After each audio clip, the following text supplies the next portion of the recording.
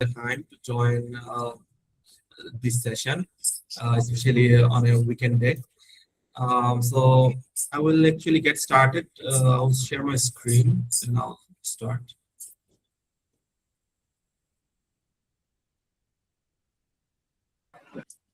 Sure, Um, now we can see it. yeah, sure. Thanks. Thank you very much, everyone, who are actually commenting. Thank you. Okay, so we'll get started. So our main agenda of this session is basically revolving around the new edition that came in the recent Microsoft Build 2026 program, and it is actually Microsoft Fabric Apps with Rayfin.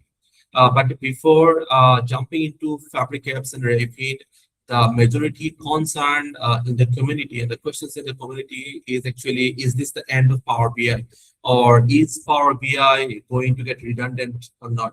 So we will eventually get the answer of this question, but along the way, it is going to be a little journey. So we will actually understand what is Power BI, and then what is Microsoft Fabric, how Fabric and Power BI actually work together, and it is actually revolutionizing the whole data engineering industry at the moment. And then we will move towards a end-to-end demo of how we do the data engineering part, and on top of that, how using live coding we can do Microsoft Fabric apps with Rayfin, and how this is different than Power BI reporting. So we will actually cover all that hopefully in this session. So moving on. So what is actually Power BI? So Power BI, if you have worked with Power BI, what we can do, we can actually build different visuals, different reports, different, one pager or multiple pages, dashboards using it. But underlying the, front end or visuals or reports that we see, there is this one very specific thing. It is called the semantic model or the Power BI data set, where what we do, where we actually connect our different tables or different data from different sources. For example, we can connect data as a CSV file, we can connect data directly from a database, or we can connect data directly from, from API into Power BI directly. And then we can, figure out the relationship among different tables, and then we can curate different DAX measures or calculated columns or, extra tables or things like that. And then on top of it, we do the Power BI visualization and reporting and things like that. So getting started with Power BI is actually very much easy, but understanding every single aspect of Power BI and how every single item correlates with each other and seamlessly, provides us with a nice working environment, and mastering those things is actually very hard, and it takes actually more than knowledge. It takes actually experience and your use cases to get mastery on top of it. So I will not very much sorry, I will not actually complicate it too much. I will keep it very simple. So the thing is that we use Power BI for our reporting, and the reporting is actually gets powered by the semantic model or Power BI dataset that we see from the model view in the Power BI. Now, what is actually Microsoft Fabric? So what happens, the main problem or couple of problems that happens when we directly connect our data source with Power BI is that if something happens in the data source, for example, we connected a Excel file or a CSV file, and someone actually edited the CSV or Excel file, and what will happen in the Power BI report? The Power BI report will instantly crash, or it will show errors on the visuals that is built on top of that CSV file or Excel file. So this is what happens when we directly connect a data source with Power BI. And not only that, if we think about how production works, so in production, we actually use multiple databases, multiple tables and things like that. So the way we actually, get data into Power BI, so it actually creates a separate copy of the same data file into Power BI, and then we actually draw or, generate or create our visuals on top of it. And not only that, when we are in the database processing or transforming our data into different layers, so we always have to make a copy of our existing data and work on top of it. Even though we are not creating a separate copy, if we create SQL views, then still SQL views have some limitations in terms of the data processing, in terms of the how to say it, the performance, and in those aspects we have to sacrifice a lot or compromise a lot of things. So now what Microsoft Fabric does is that you can have your multiple data sources. So you can have a separate SQL database. You can have separate multiple Excel or CSV files in a SharePoint folder, or you can have your Delta Parquet or CSV file in Azure blob storage. So what you can do is that you can actually centralize all your data as it is, or meaning the same data, you can create a copy of those data into Microsoft Fabric. And Microsoft Fabric actually works on an engine, it's called OneLake. So OneLake actually handles the storage layer, and it also helps with the computational layers. And in the OneLake is basically a lake house. So what you can do, you can consolidate or centralize all your data from different sources into one lake, and then you can actually process your data as you go. So in order to process your data, Microsoft Fabric actually provides you with many different options. If you are a Power Query user, if you are low code user, then you can actually use the data flow gen 2 that comes with the Fabric capacity. But if you use only Microsoft Power BI Pro or PPU license, then you can actually get access to Dataflow Gen 1. So Dataflow Gen 1, Dataflow Gen 2, and Power Query that is in the Power BI desktop are almost same, like around 85 to 90% similar. But Dataflow Gen 2 have some additional features that makes it a complete production based transformation tools, meaning it is a Power Query or similar experience, but in a production-based environment. So you can use your Dataflow Gen 2 to do your data transformation. Not only that, if you are a pro coder, for example, you know SQL very well, or you know PySpark or Python very well, then you have the option to do your data transformation using Microsoft Fabric optimized T-SQL queries, or you can create a notebook, and in the notebook you can actually do curate PySpark codes or Python codes to do the data transformation. Meaning, once you have your data into Microsoft Fabric, the opportunities, the options are actually limitless. You can use different options based on your abilities, based on your expertise.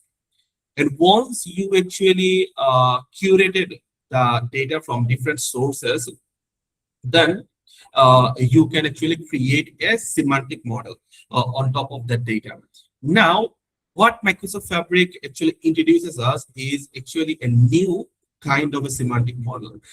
Initially, we actually had two modes of semantic model. One is the default one, that is import mode, meaning from wherever data sources you are getting the data for Power BI, it actually copies the data into the Power BI and saves it. So for example, if you use the import mode Power BI files, then you can see the Power BI files actually increases whenever you are using big data file or big size data. So import mode is the default one. It is very fast. It works very efficiently, and it actually depends on your computer's performance, your computer's ability. Like if your computer have more RAM, like 32 gigabytes of RAM, or more storage, or more CPU power, then it can handle actually billions of rows across multiple tables. Then we have direct query.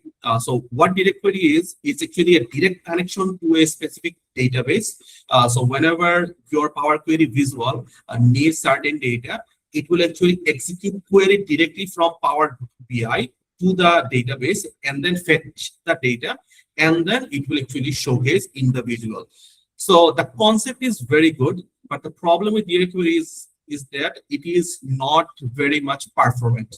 The performance is very slow, and the visual actually takes a lot of time to generate. So this is one problem with direct query, and almost 85 to 90% of the people does not use direct query. They just use import mode just by filtering the data and using data. But with Microsoft Fabric, what they did, they actually introduces us with a new mode of semantic model, and it is called direct link semantic model. What it does, it actually uh, mixes the best of both import mode and also the direct query. So what happens in the direct link is that your data is in a Microsoft Fabric warehouse, or your data is in a Microsoft Fabric lakehouse. So whenever your warehouse or lakehouse, gets updated, the direct lake automatically gets updated. For import mode or direct query, for import mode, you have to, schedule your refresh in Power BI services. By that way, your Power BI visuals and data gets updated on a regular basis. But with direct link, what happens is that whenever the underlying database, the tables get updated, the direct link semantic model also automatically gets updated. So, and it is very fast. The performance is very close to import mode or the default mode. Very close, because it is not 100% similar to the import mode in terms of the performance, but it is very close, around 90% close in terms of performance to import mode. And it can handle a very large amount of data to showcase in your Power BI report. So in our session that we will actually present after a couple of minutes, we will actually create a directly semantic model on top of a raw CSV file, and then we will actually curate those CSV file using SQL transformation processes, and we will create those transform table a directly semantic model. Now, the main question that we have is Power BI dead with the recent edition of Microsoft Fabric apps and with Rayfin? The question is no, Power BI is not dead, but the thing is that Microsoft actually gave us a new option powered by vibe coding to explore and to create a different solution.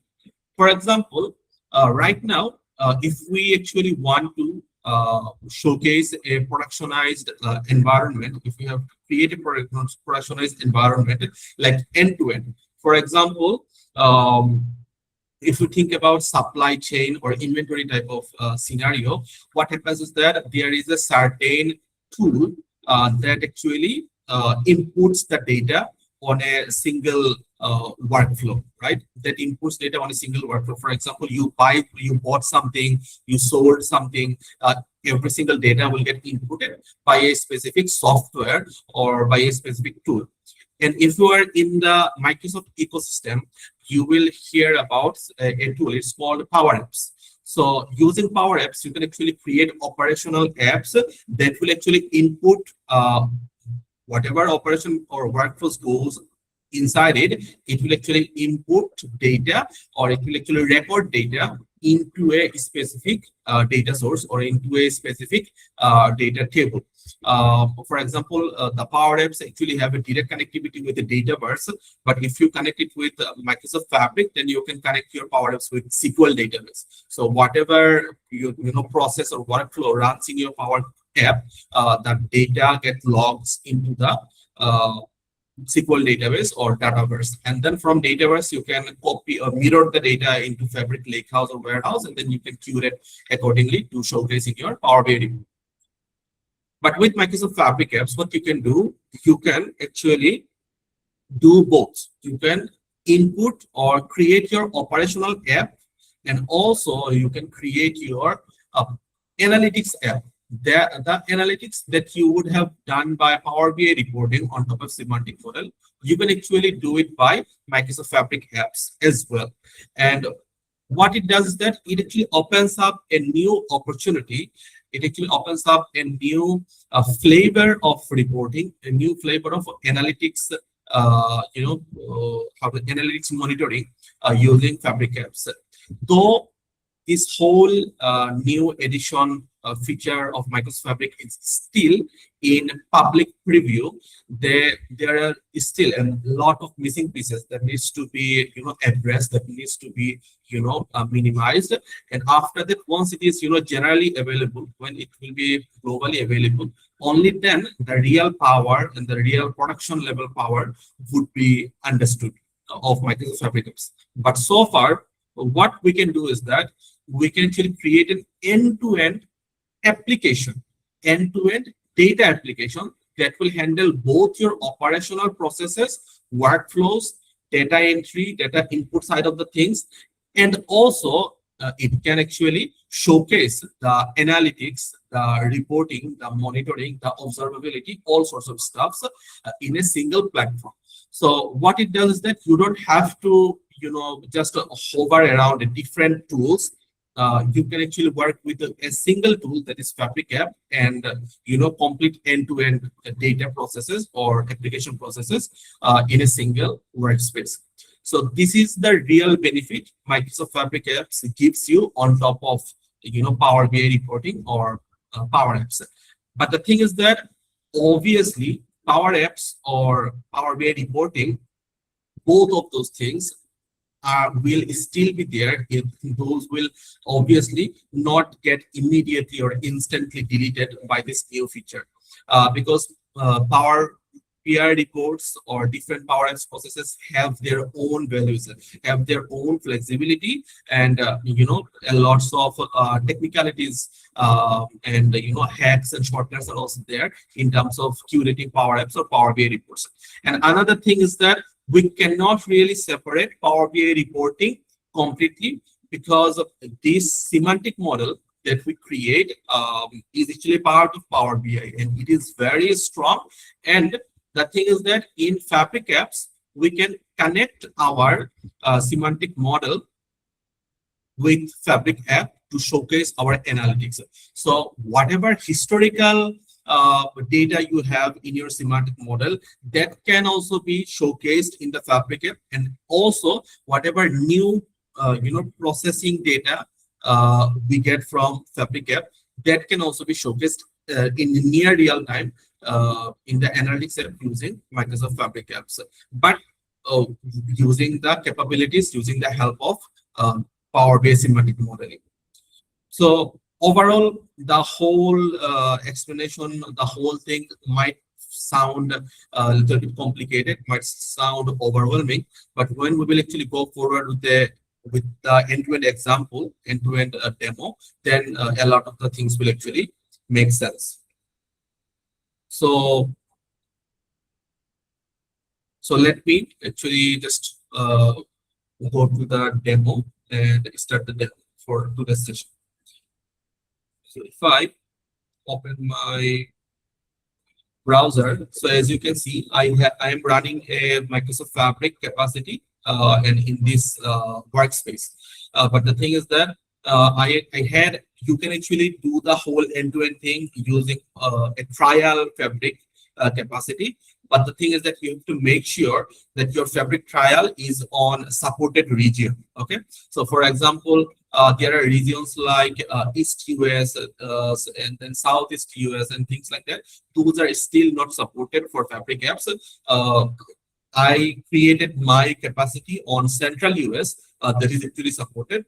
So I can actually do the Fabric apps, but you need to be mindful of creating the capacity on a supported region for Fabric apps.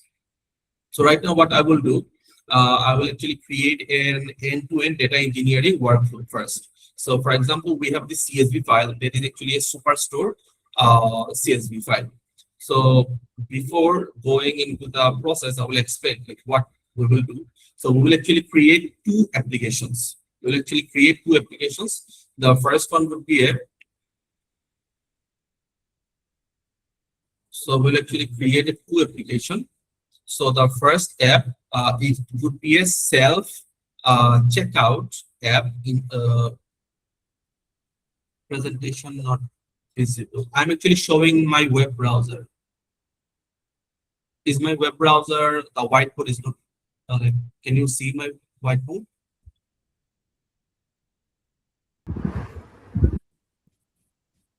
Okay, thank you. I will continue. यार parent company north star technologies है और उसमें 4 साल पहले जो है company Australia की acquire की है, बेसिकली वो यूएस में सर्विस कर रहे थे, यूएस में उनकी प्रोडक्ट चल रही थी। तो अब जो है वो ऑस्ट्रेलिया रीजन प्रोडक्ट उन्होंने अक्वायर कर ली, जो कॉम्पिटिटर था वो माइक लव है।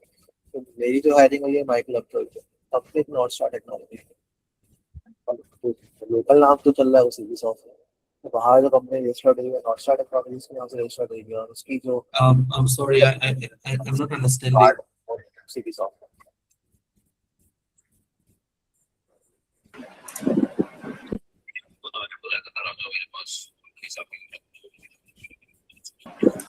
Hello? Hello? Hi, Sulaiman, can you hear me? Yes, yes. Sorry. Imad, have you muted? Okay. All right. Sorry for disturbance. You can carry on the session. Okay, thank you. Okay, so what I was saying is that, so our example will actually revolve around a superstore. So what I will do, I will create two apps. So one app would be for superstore self-checkout. So it would be self-checkout.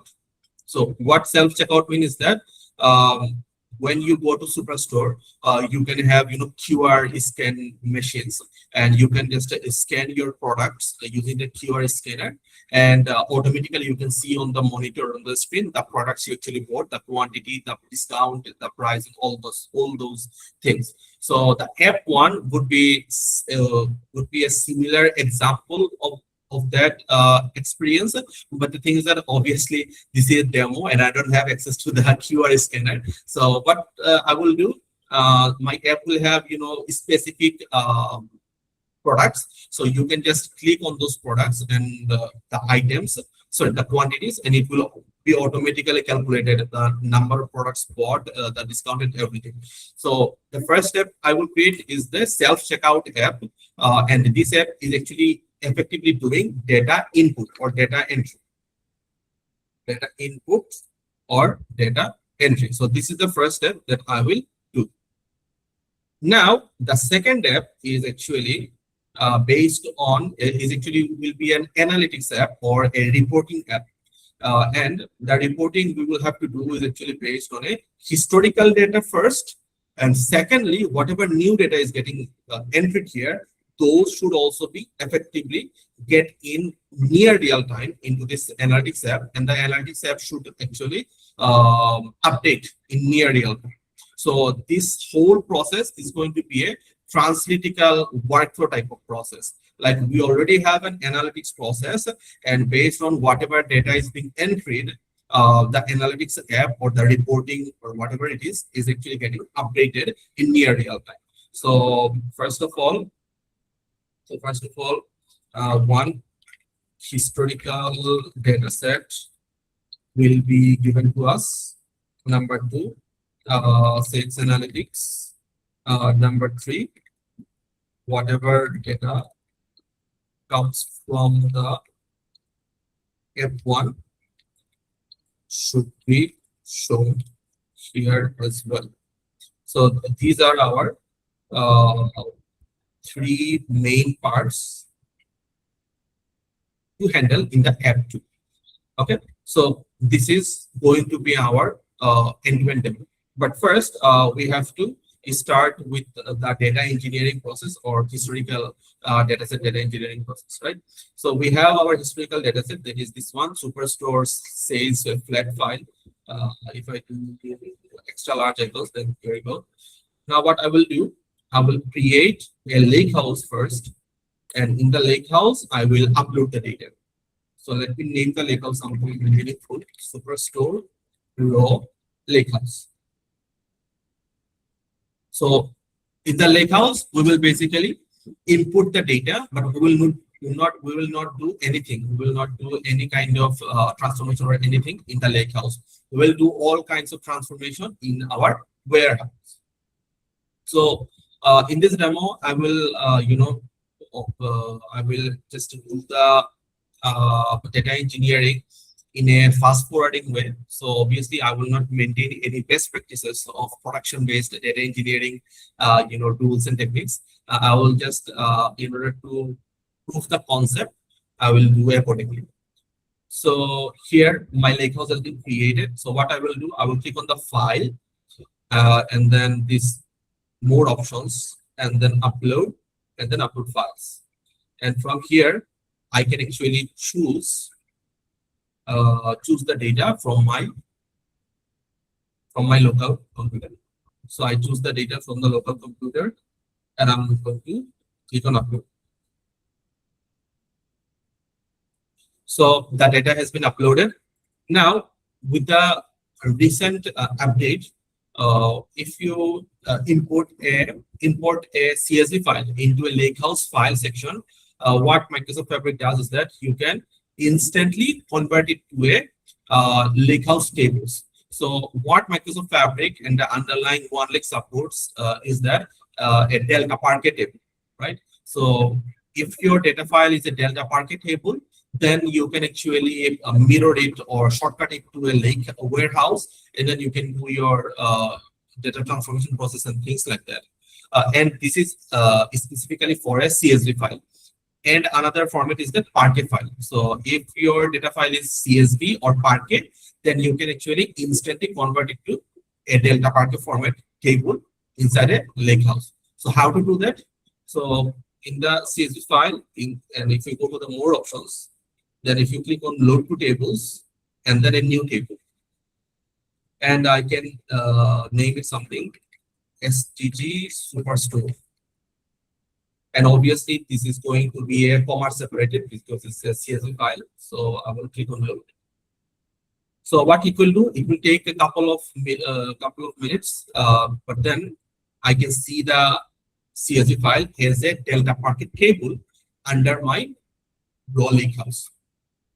So as this is processing, let me move forward with other stuff. Now I will create a warehouse.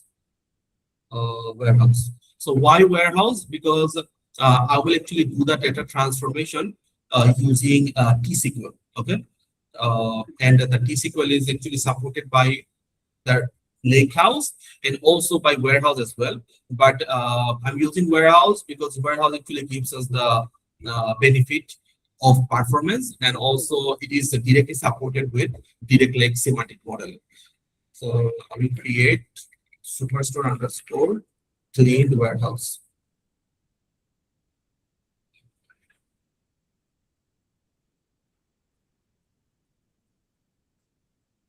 So let's wait a couple of minutes.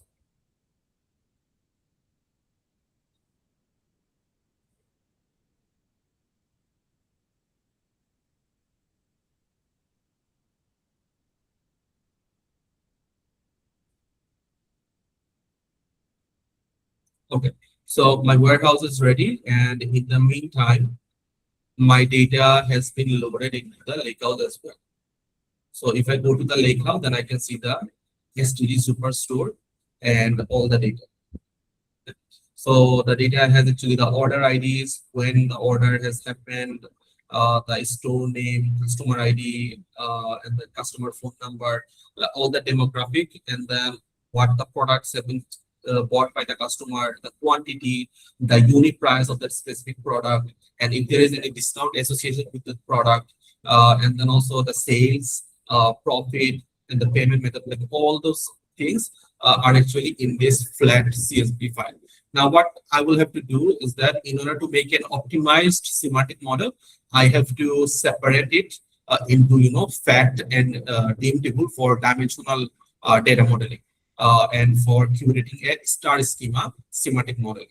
Now, how to do it? So what I will do is that I will actually shortcut my lakehouse data into my warehouse. So how to do it? So if I click on warehouse, and then I can actually just get the superstore raw lakehouse here instantly. So now as you can see, I have my lakehouse data into my warehouse. So what I will do now, I will actually create different tables into my warehouse using T-SQL, and I will create other tables. So for that, what I did, I actually have a backup. So let me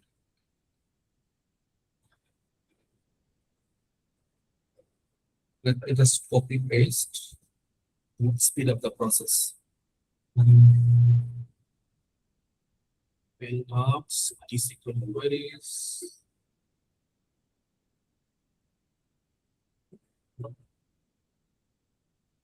Okay, so first one is that we'll create a dim customer.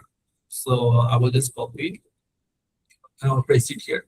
So this is a very basic T-SQL query. What I'm doing is that I'm creating dim customer as this. This is the condition. So basically, I'm selecting unique customer ID, customer phone number, customer name, customer segment, city, region from our this table, this raw table. So now this will not work because we have to use the reference as well. So the reference is superstore rollhouse dot std underscore superstore. Let me copy this one and run.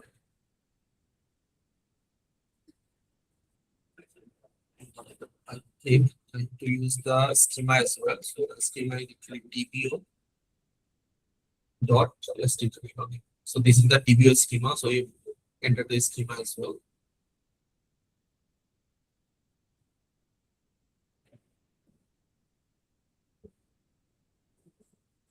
Now it is executing properly. Let's wait a little bit. So you see, it has completely executed and 500 records affected. Now, where did the data actually got created? The data actually got created into our warehouse, clean warehouse under DBO and under table. So if I refresh,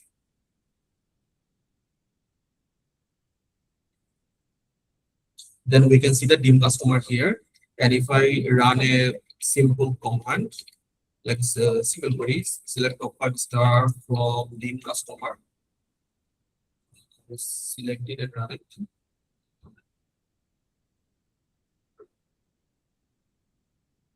So you can see all the customer data we have separated into a dimension table. Now, similarly, we will create the product table, store table, date table, and fact table. So let me do those things quickly.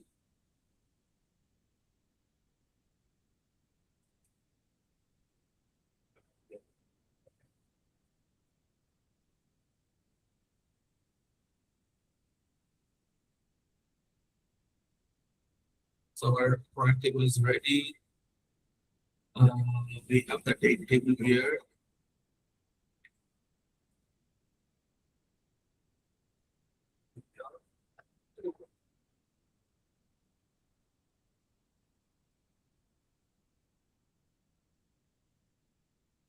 So our date table is ready. Finally, we have the fact table.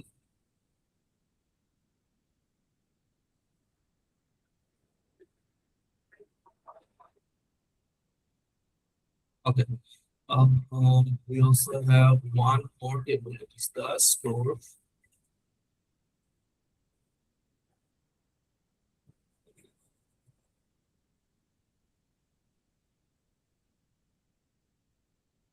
Okay, all good. Now, if I refresh in the tables, then you can see all our dimension tables and our fact tables are generated. And all of these we generated from our raw data table, that is the flat superstore data. Now, what we will do using these warehouse tables, we'll actually create our direct like semantic model.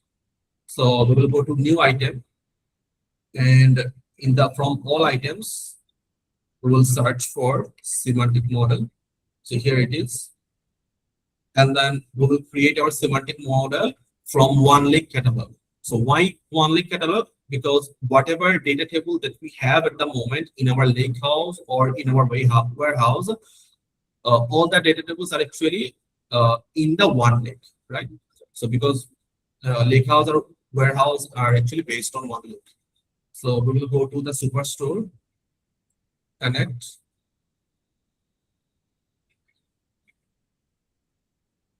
and we will select all the tables, and we will name it something meaning like superstore model. Confirm.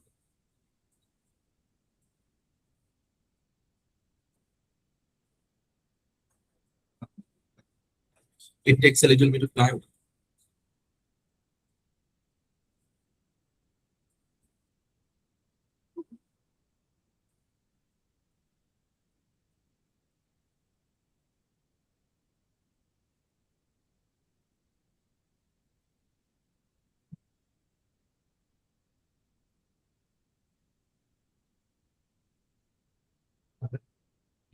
Let it work.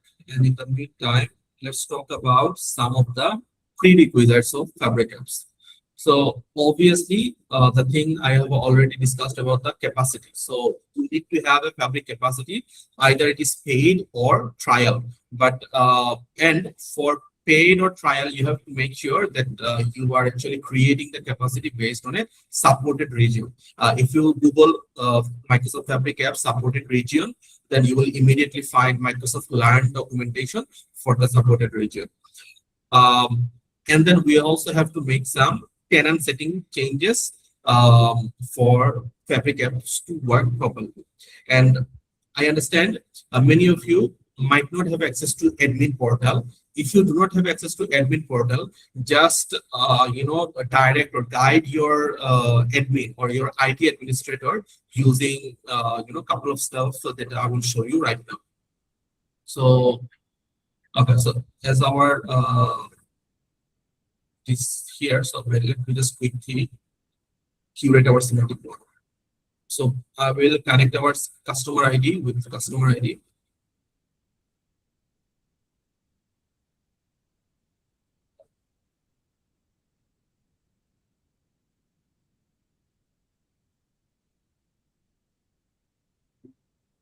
Take key.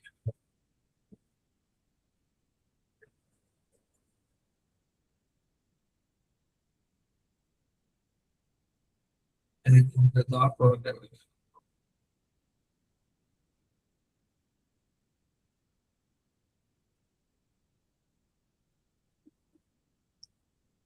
There is no connection to the store. So we will just keep it as it is. So what we did, we actually applied the best practices of dimensional data modeling, and we created a data model that looks like a star. So that's why we actually they actually named it a star schema, right? So a star looking data model. So that is what we created at the moment. Now, what I was actually mentioning is that some prerequisite that we need to active from the tenant settings or admin portal. So for that, we have to go to settings, and then we have to go to admin portal. So because I am the admin or I am the owner of my whole environment, that is why I have access to the tenant settings. But majority of you might not have access to these tenant settings. You just have to guide the relevant person or your IT administrator accordingly, so they actually activate a couple of items for you. So if I search here Fabric app, then you will see something like this: enable Fabric app items in preview. So for you, it will be disabled by default. So you have to enable it. And obviously, if you want to apply it to entire organization, you can apply it. Or for a specific security group, you have to create a security group from Azure portal and then apply that security group here. So this is just one single thing that you need to enable from your tenant settings. Now, what we have is that we have a raw layer, we have a cleaned layer, and on top of the cleaned layer, we have our semantic model ready to go. Now, what we need to do, we need to do the Fabric app creation. So in order to do the Fabric app creation, we have to create this app. So if you go to all items, and if you only search for app, then you will see something app brackets preview. So you have to select this one, and then you have to give it a name. So for example, let's name it something like Superstore app, and I will create.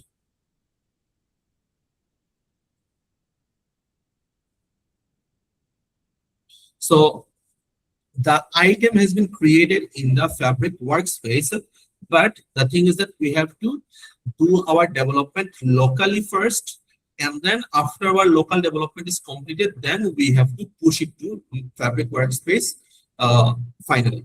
So for that, what we have to do in order to get the whole app structure in our local computer, they actually provided us with a couple of steps. So we will actually follow those steps in order to get the full app structure or app skeleton in our local computer. So for that, one prerequisite is that you have to have installed Node.js. So if you search on Google Node.js and just download any of the latest or current version, then you will be good to go. So okay, so now what I will do, I will go to our demo app, and then I will create an I will just open the terminal, and I will make sure I have opened the command prompt, the CMD basically. And now what I will do, I will cd into my current folder structure, sorry, folder paths. So now my command prompt is in my current folder path. And now what I will do, I will copy this npm create command, and I will paste it here. So what it will do basically, it will create a new folder here called Superstore app, and it will basically create the whole structure. But before it creates the structure, we have to answer a couple of questions. So let me have the magnifier.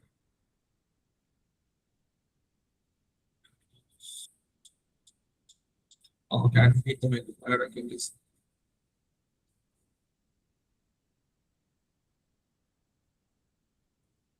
Okay, so as you can see, it has a couple of options to start with. One is use a template, use an external Git template, start from scratch. So what we will do is that we will use a template. And when we do use a template, there are a couple of options. Like first of one is the blank app. Second one is the data app. Third one is a to-do app. This is basically their pre-built app. And fourth one is also another basic to-do app that is powered by Microsoft Fabric and doing authentication and things like that. So for our first step, that is the data entry self-checkout app, we'll actually use the blank app template. And now what it will do, it will start working, and it will start creating the skeleton in our local folder. Okay, so it will take a couple of minutes to complete. So let's take a couple of minutes to complete. So once this completes, then what we will do, we will actually use our AI agent. So in our session, we will basically use Claude Code powered by Opus 4.8 to actually run our agentic development approaches and things like that. But for you, if you do not have access to Claude Code, or access to if you have access to any other agents, you can use that as well proactively. For example, you have access to Codex, or you are using some kind of Chinese LLM or things like that. So just curate your work process accordingly and just go over with the development processes. So let's see. So it is actually installing all the dependencies of Node.js, and once it is completed, it will let us know.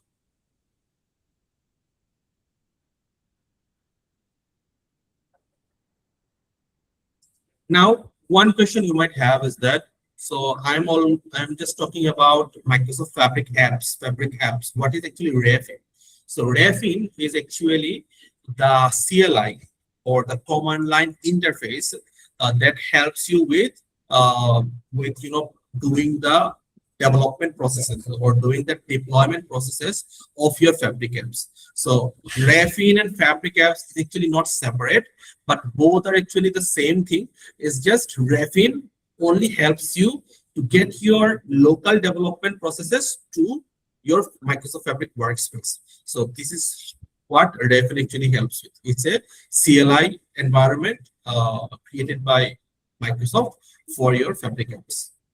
So all the dependencies have been installed. Now it is actually synchronizing the Rayfin scaffolding. So what does the scaffolding means? So scaffolding means basically a template or skeleton that will be created here.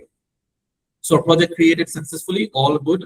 So it gave us a couple of steps to try it out to see what it shows in our project. So if I do CD and then sorry superstore app, and if I do npm run app, then what will happen is that it will create a local version for us to see what is the update so far. So let's see.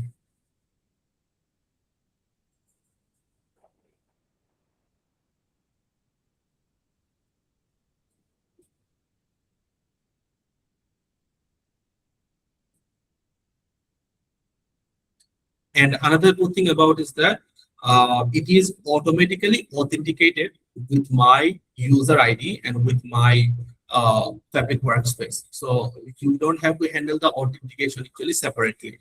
It actually happens automatically when you are doing the very first command, very first prompt or very first command.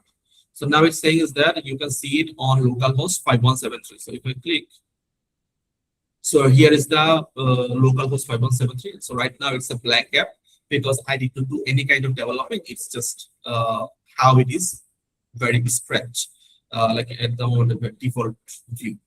So now what I will do, I will actually use H and then enter. So then it will show us some of the shortcuts that we can actually explore. So right now I want to quit. So what I will do, I will click on Q and then enter. So it actually quitted the app. And now I will do my development. So what I will do, I will right click and copy the path of this folder. And then I will go to my plot code and give it the path. And then I will say, I want to create a minimal superstore self checkout app. Right? So this is what I'm giving the instruction, a very simple, very straightforward instruction. So let me show you by rectifying. So this is the instruction I'm providing. I'll click enter. And then it will basically start working. Now let me show you one more thing, that when we created this Superstore app and when we did so the Superstore app is actually a blank app, right? So it creates a SQL database, Microsoft Fabric SQL database, and it also creates a the warehouse, like SQL Analytics warehouse as well. So whatever data I will, entry using this app, all those data will actually get recorded automatically into this database and also into this warehouse as well, right? And after that, if I want to connect this app's data with other things, with other, it could be Power BI report, it could be, another Fabric app, I can just get the data from this warehouse into, my semantic model, and then I can curate my apps or curate my report accordingly, right? So this is the main killer feature for me, because I can take out the data getting entered using this app and use it elsewhere. It could be a semantic model, it could be a warehouse or lake house or any separate Fabric app. So the same thing we will do in this this demo as well. So let's see what is happening here. So okay, let me give it access and it will do its work.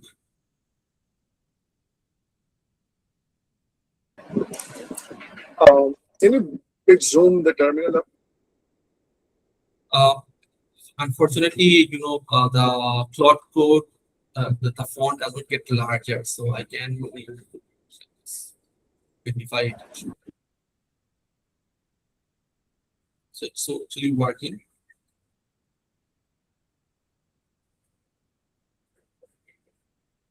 And while it's working, I just have to give it access or give it, okay, prompts and things like that. Just like vibe coding, like I'm sure that many of you have tried using creating your portfolio website or any kind of websites using this type of coding agents, and you just have to sit tightly and just give access, click OK and things like that, gives permission and things. So the same thing applies here as well. It understands everything.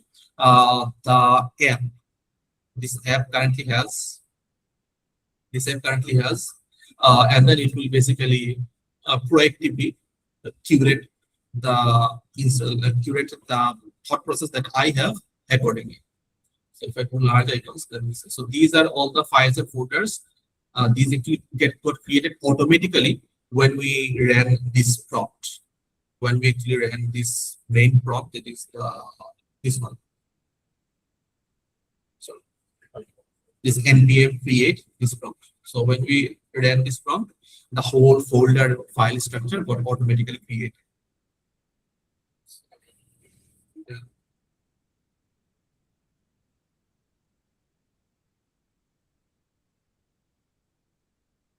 Okay, so let it work. In the meantime, let's create the second app, the analytics app. Okay, so for the analytics app, we'll also do the same technique, follow the same approach. So I'll click on the new item, I'll click on app, and I will name it something like Superstore Analytics, and I will click on create.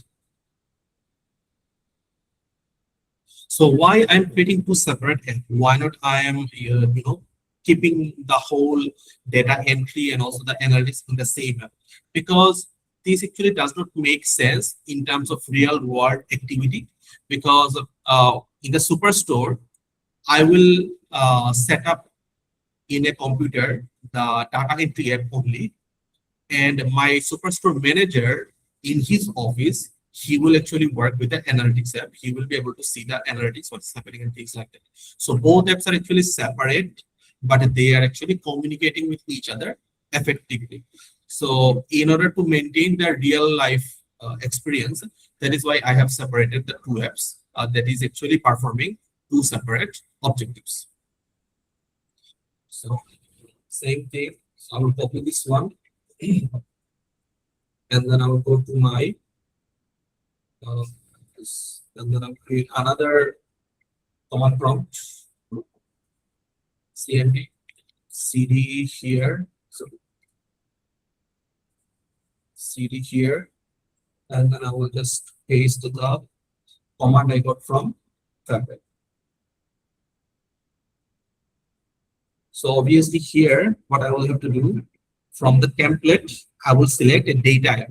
So the data app, what it will do, whatever semantic model that you have in your Fabric workspace, it will automatically, get a token or get a string from that semantic model. It will connect to that semantic model instantly. You don't have to enable the connectivity separately using your coding agent. It will actually do it automatically if you use the data app.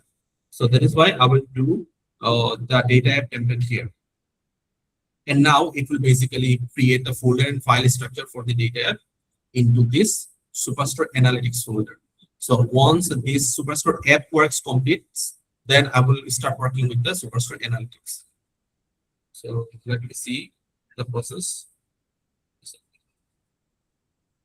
I will have it in a separate window, so I can. Okay.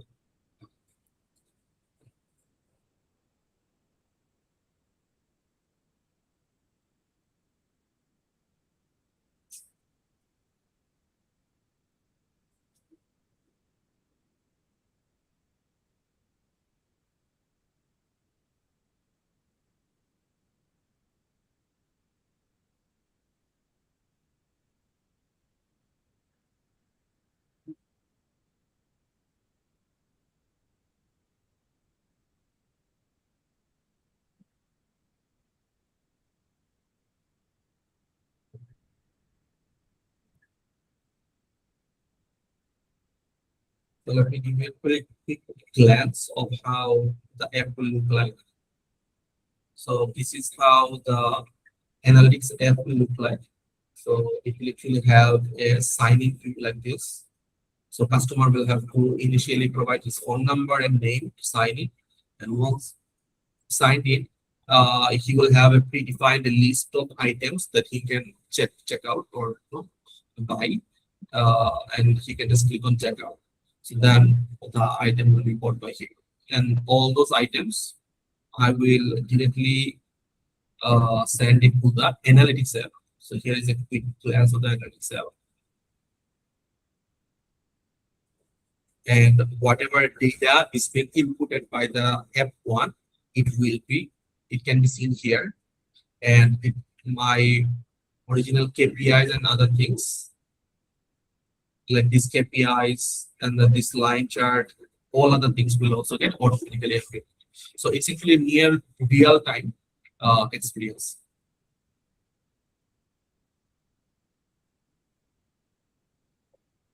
Okay, it seems like my first step creation is almost done.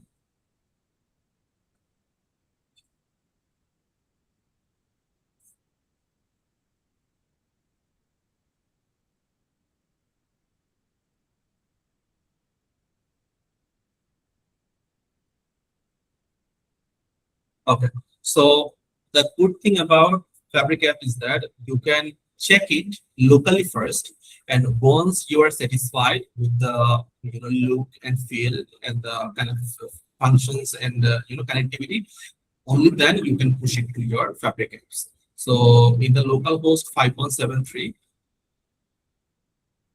it actually created. So I will copy this one and I will go 5.73. So here it is. Here's the app, and currently it is running from my local computer. It is not running from the Fabric. So what I will do, so basically class 8.0.1.6, and my name is Rayfin.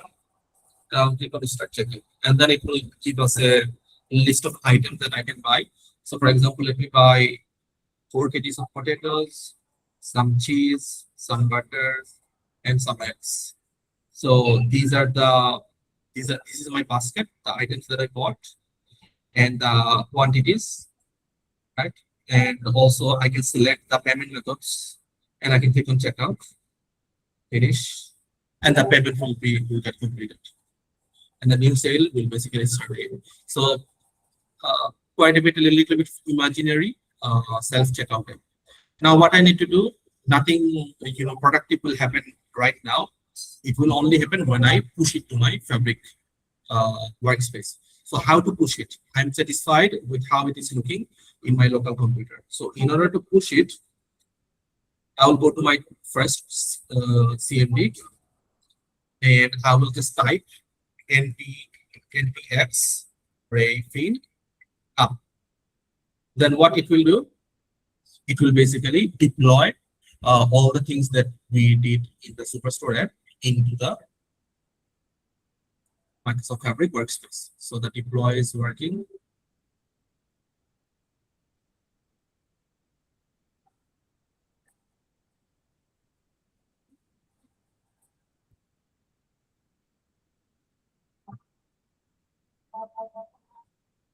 So the deployment has been done. Now, if I go to my workspace and go to my Superstore app,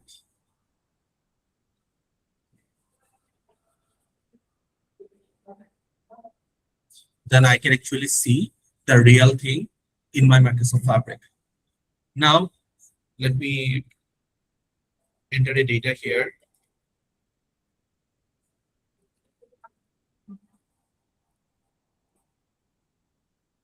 So load catalog, this is going to be the one-time thing.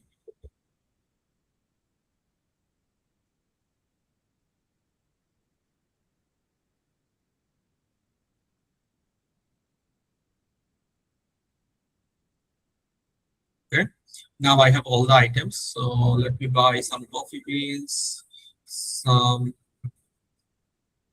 Coke, and eggs. So the discounts are applied, and the people can see, and I will buy it using cash, checkout, final payment.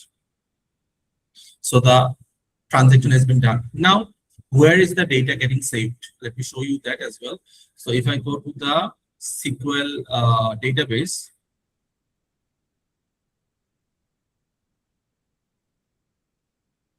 And if I expand it in the table, so if I go to the sales,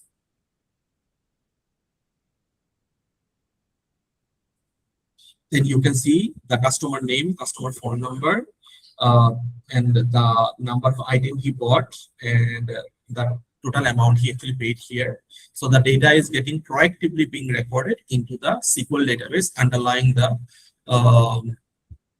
the Fabric app.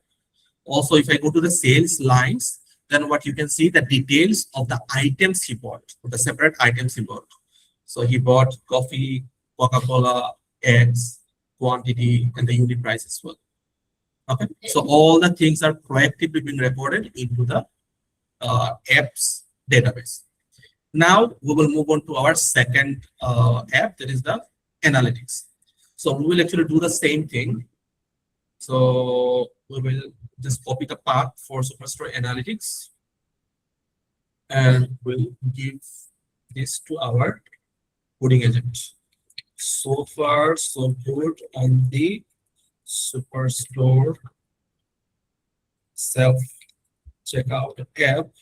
Now, based on my semantic model, I need you to curate a nice looking analytics dashboard.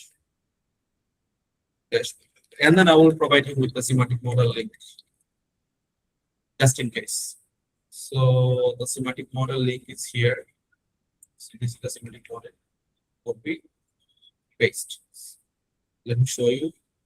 So what I did, I gave him the path to the analytics files folder, and then I told him that the checkout app was good. Now I need you to make the analytics dashboard based on the published semantic model. And here is the semantic model link. So the thing is that it will actually automatically find the semantic model reference into our app files and folders, because we are using a template. It's called the data app template, right? So it has started working. So let's give it a couple of times here as well. Now, in the meantime, no, well, I will show that part later. Let's answer some questions. I need to leave now. Thank you very much. How can we get the recording? Okay. So far, any feedbacks? Like, is the session like going well for you? Like, is it like, are you guys getting bored, or it is being effective? Any feedback, comments?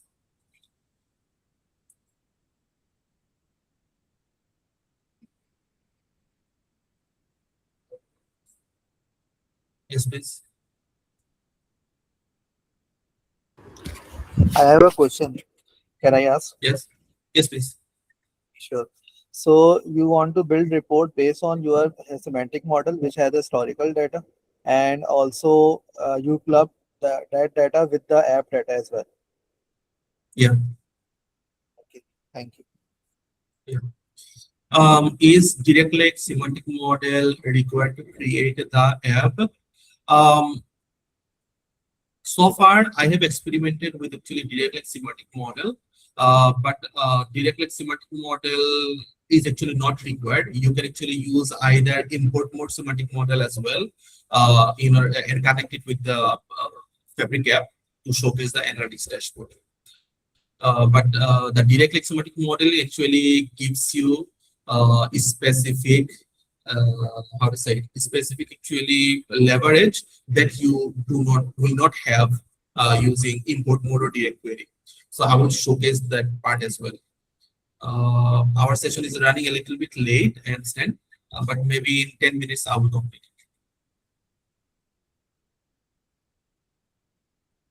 it. Thank you. Thank you very much, Rasmus.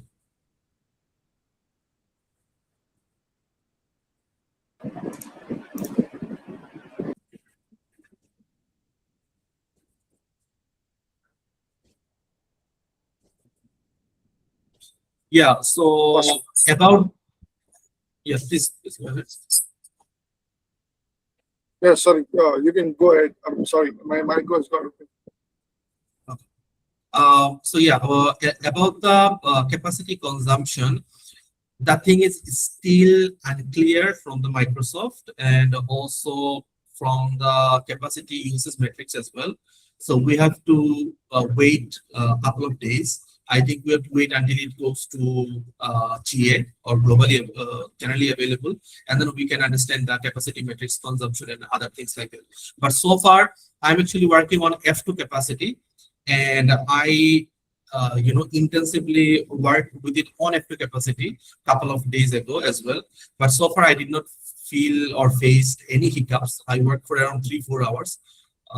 So yeah, I think at the moment it is unlimited.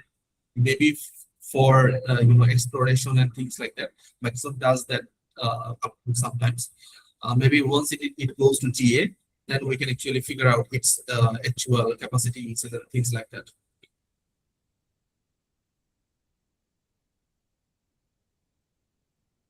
Okay, so I think, yeah, I think it is almost done.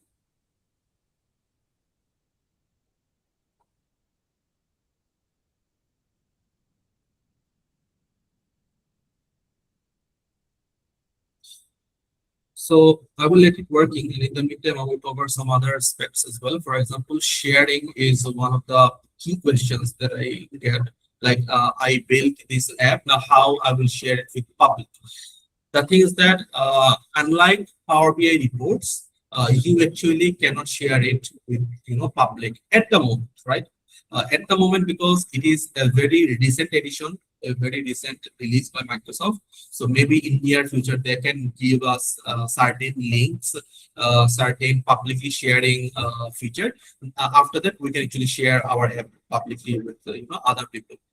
But at the moment, whoever have access into this workspace can easily see and play with the app, or you can separately do item level permissions to actually to let other people play with the app. But other than that, if that person is not in the workspace or is not in the item level permission, that he or she cannot actually play with the app that you created.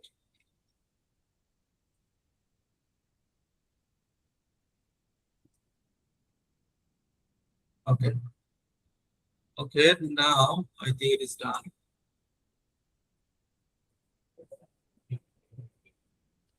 So I will open the seal from the beginning, and I will go to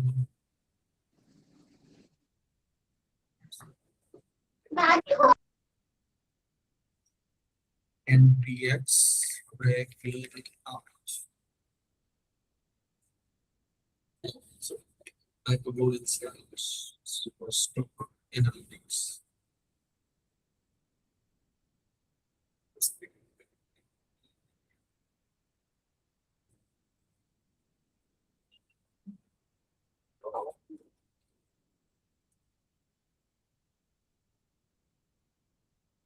Okay, now NPX.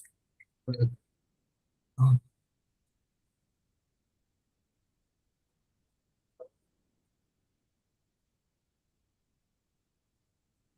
now the deployment is happening.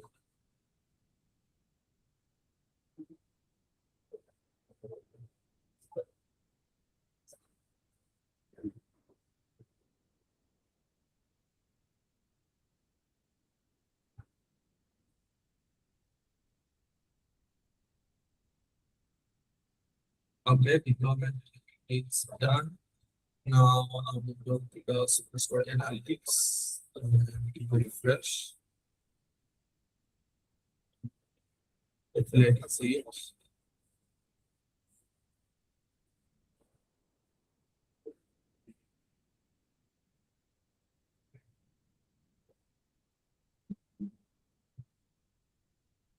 Okay, there are some errors we can see.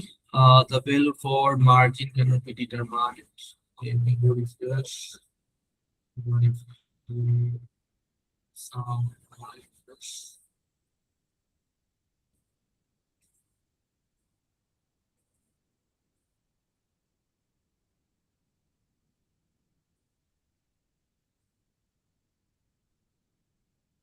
sometimes this type of error get fixed automatically when the model actually gets refreshed. So let me see.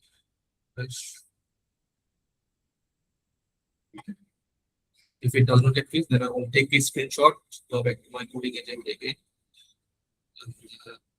Sorry.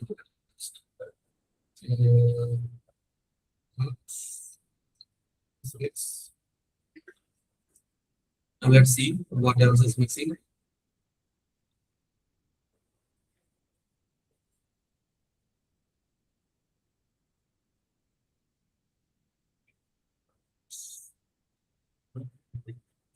Okay, I think I missed.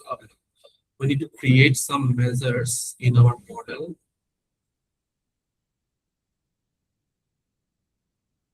So if I go to text query view,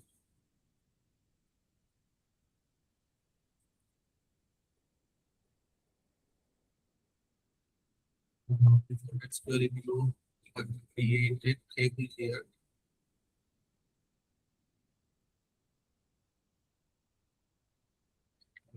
Let's do this.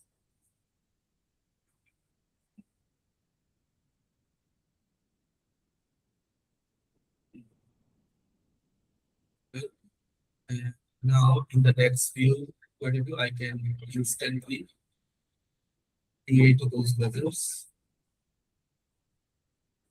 All right.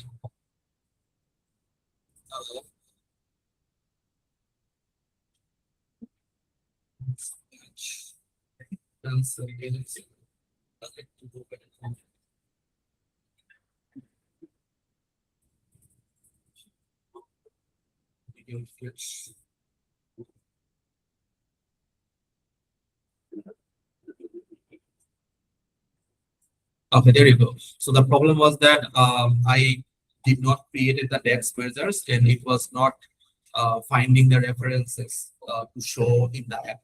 So yes, I created the measures a while ago. Now it actually getting the things properly. So now what is happening is that I can see every single data here, like the historical data, and I can play with it. So if I select so a region, then my whole report will actually get filtered for that specific region, just like the native Power BI reporting. Yeah, right.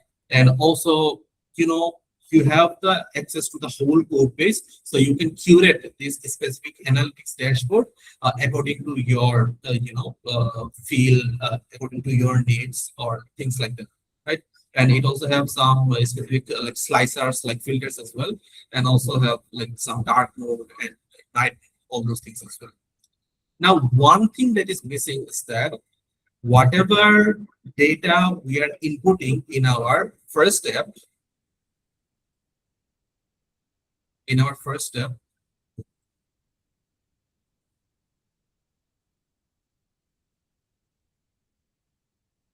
it is actually not being recorded at the moment, not being shown at the moment in our dashboard. So basically what we need to do is that we need to figure out a connectivity between these two apps. And we will actually do the connectivity part just by taking a just by taking my data like shortcut into my raw lake house, and then I will use a SQL query to actually curate the data accordingly. So let me do it. So if I go to my raw lake house first, and basically what I will do, I will shortcut here the relevant tables from the app database. So how to do shortcut? So if I do new schema shortcut, one lake, and then the superstore app. So this one. Next, I will expand the tables. So right now I only need two ones. The one is the sales and the sale lines.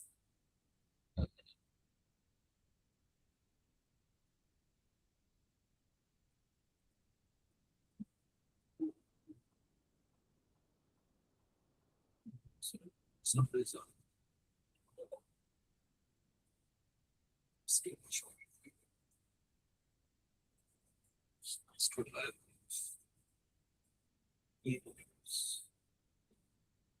I have to select the whole thing. So let's create.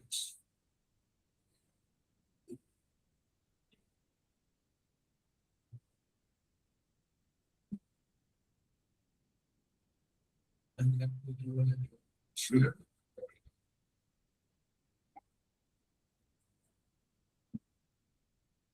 Yeah, now I have all the tables here as well. Now, if I go to my clean warehouse, so basically what I need to do is that with my original fact sales, in my original fact sales, I have to append the data that I'm getting from the new sales and sales lines of DBO1. So this is what I need to do now. So now for that, what I will do is that I will create a stored procedure. So I will go to new SQL query and I have the stored procedure ready. So I will just copy and paste. So first thing first. Before creating, let me do a try run. So I'm taking the order ID. I'm taking the date key, customer ID, customer name, product ID, sales amount. So here I need to change it. So it should be, this is fine, and it should be DBO underscore 1. Here as well, it should be DBO underscore 1. Okay, let's see what it shows us.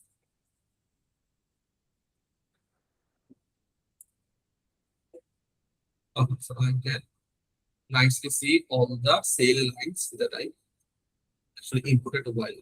Now I need to create a stored procedure.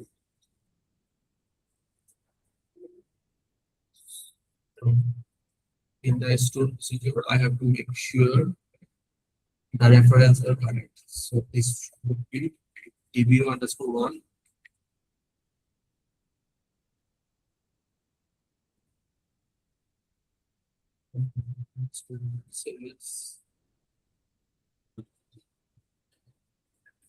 DBO underscore 1 here as well. DBO underscore 1 as well here. All good. So now my function or stored procedure is ready.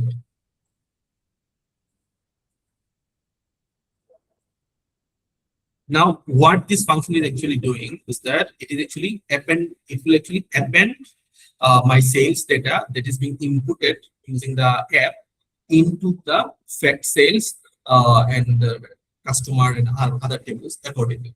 So now I will need to execute it. So for execution, I will go to a separate query. So I will do exec and then we just go paste. Exec.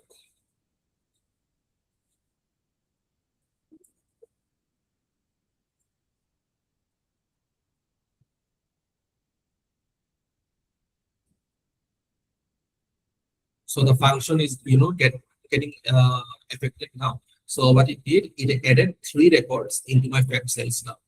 So if I go to my, the dashboard now, and if I click on refresh,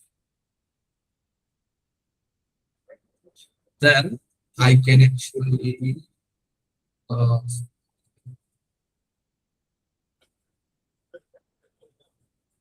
sorry.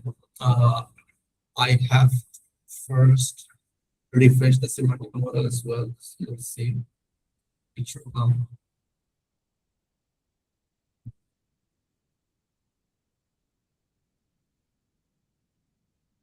Okay.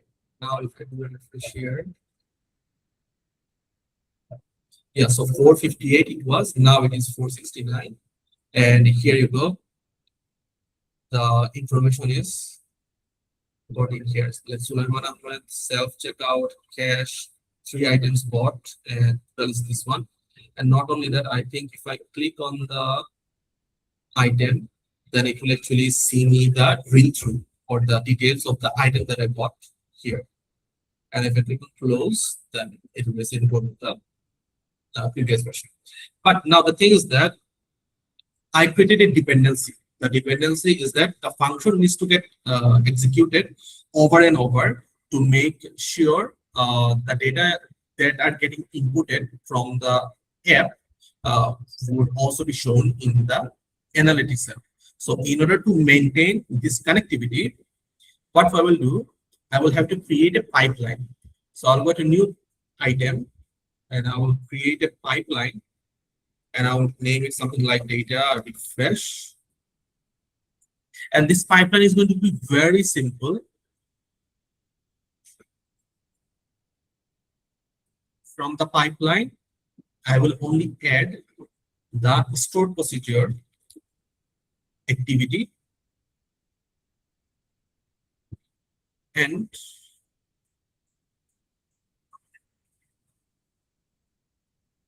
browse all. I will basically add the stored procedure that we created a while ago here and we schedule it every 5 minutes.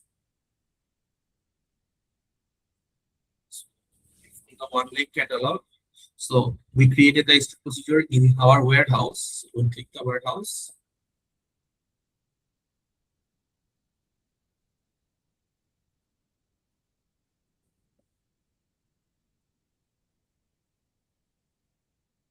So let that refresh a bit.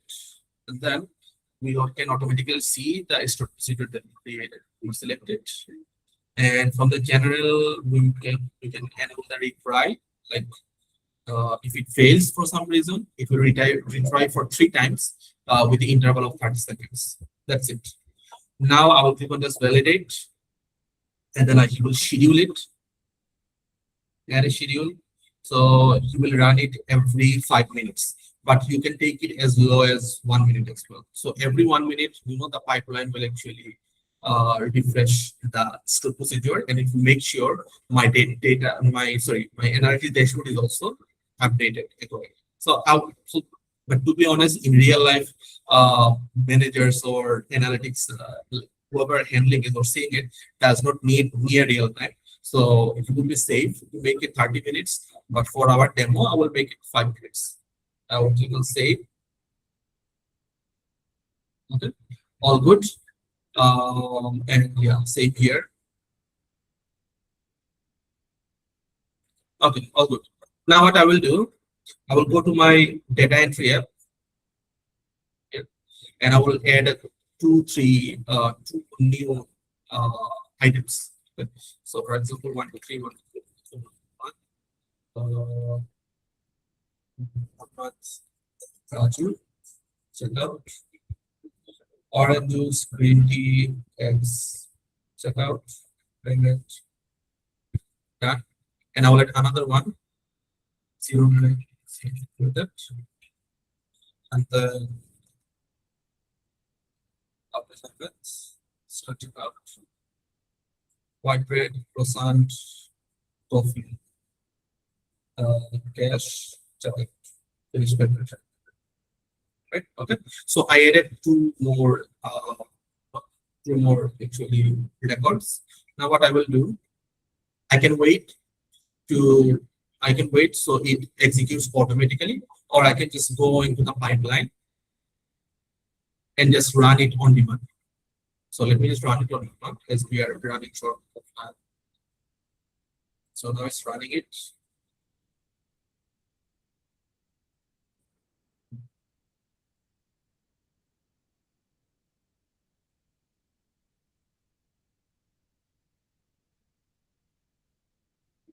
Okay, pipeline has been succeeded. So you can make this whole pipeline more robust in terms of error handling and things like that. But for simplicity, I will just keep it as it is. Now I will just click on the model refresh one time, though it does not need, but just to be safe. And I will open the dashboard now. So the model has been refreshed. Now we'll refresh the dashboard.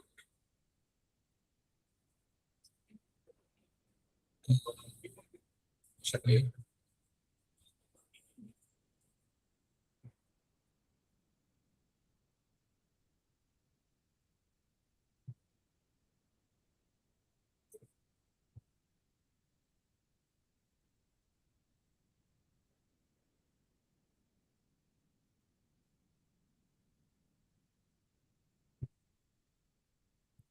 some reason.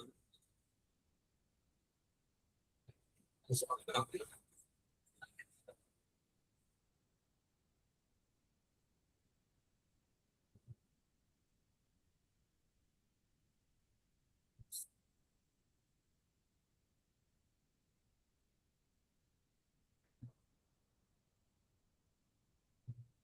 Let me do that again. See the database. Should come instantly.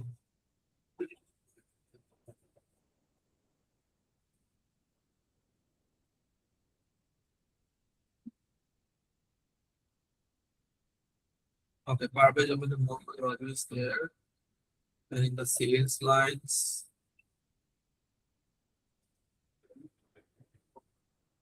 the new lines are also added. For some reason, if I go to my warehouse, and try to see the sales.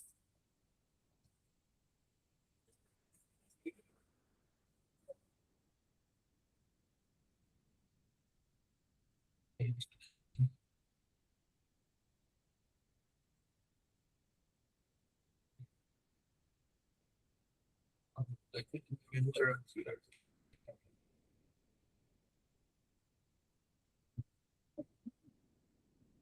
So yeah, the manual run actually worked. I can see 2 records affected in the one table and 6 records affected in another table. For some reason, this one did not work. I don't know why. I need to check basically. Let me do a multiple refresh as well.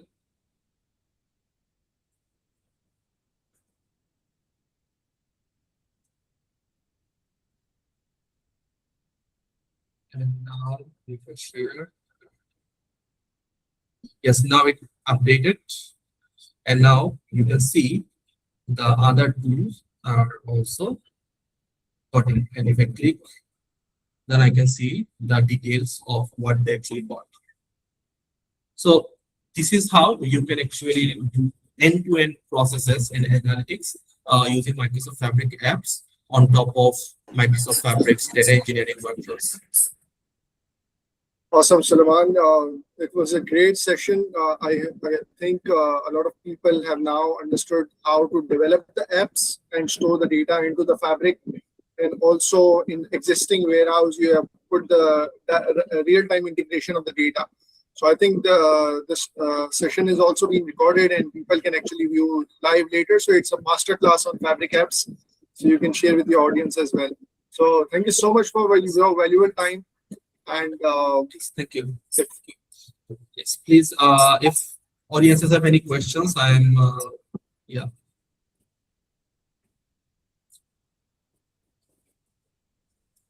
Thank you very much, Nabila Abu. Thank you, Rasim bhai. I also have another project. Like I did another project on Fabric app, and I can share the GitHub repo for that. You can check the GitHub repo to get an understanding of the app. And I also have a YouTube video on the app that I created, so you can check it as well for more exploration for Fabric apps and things like that. I think Asad bhai have a question. Please, Asad bhai. Hi, Sulaiman. Thank you so much. Sir, can you share this slide also? It's very helpful, please. Yes, sure. I think Masood bhai can help. yeah, I have the slides and I'll email you guys these slides and also the recording of the session, so you can look later look after to follow along with Sulaiman and let Sulaiman know on the LinkedIn by tagging him that I have completed this project courtesy of Sulaiman's session. So he will be very, very happy. That's the best way to thank someone. Yes, it would be a good, very very good thing for me. Iman bhai, please. Actually, in the Power BI reports, so we develop the report or we make an iteration by just going to the Power BI service or the Power BI desktop. So in the app section, is it just related to the coding? Do we have to wipe code all the times? Like if we want to change the format of the graph, or if we want to add legends or make some adjustments in some graphs. So how do we do it? Yes. So there are actually two ways. So first thing is that you have to understand the positioning. So this Microsoft Fabric apps, it has been positioned for developers slash vibe coders like us. Like I am obviously not a CS background pro developer. I can do vibe coding. So if you're a pro developer who understand TypeScript, JavaScript, HTML, CSS, all the things like that, then you can go into the code base and update accordingly. But if you're just like me, who's into the analytics and engineering, then you have to do the vibe coding to add the additional features and remove the features and things like that. So this is how at the moment you have to iterate the dashboard or app as you go. Okay. And regarding the consumption, have you developed an analytical app by connecting just the semantic model and see how the fabric consume it? And regarding the capacity, on which capacity you are operating on the F4 or of the F8? Right now, the whole session end to end, I did on F2. So yeah. And about the capacity consumption and things like that, I'm yet to explore that part myself. So once I explore it, I will obviously, do linking post or maybe I write a blog and let you guys know. Yeah. And going back Awesome. to Now, one thanks for your specific. time. Yeah, sure, please. Yeah. Going to one specific question that is done by one of my very close brother, Abdul Alim Bhai. So, is direct semantic model required to create it? The question is no, it is not needed. But direct semantic model obviously helps when you are curating an end-to-end translytical workflow type, data app and analytics dashboard. So, what will happen is that whenever your stored procedure will actually kick, then automatically your semantic model will also get updated, and as a result, your dashboard will also get updated. So this is how direct semantic model will give you benefit over import mode or direct. Direct query is actually out of syllabus, especially import mode. So yeah, and I want to thank you each and everyone who joined the session and stayed with me over 1.5 hours. It actually took a lot of time than I actually thought it will take. So yeah, thank you very much everyone for joining. So yeah, I think basically we can go for it.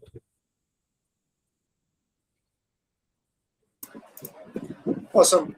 Thank you so much, everyone, for joining today on the weekend. I hope you learned a lot, and you can always watch the recording later on the Karachi AI YouTube channel as well. And I'll share the link with you guys as well. Once again, thank you so much, Sulaiman. And this is me signing off. Take care. Bye. Thank you. Assalamu alaikum.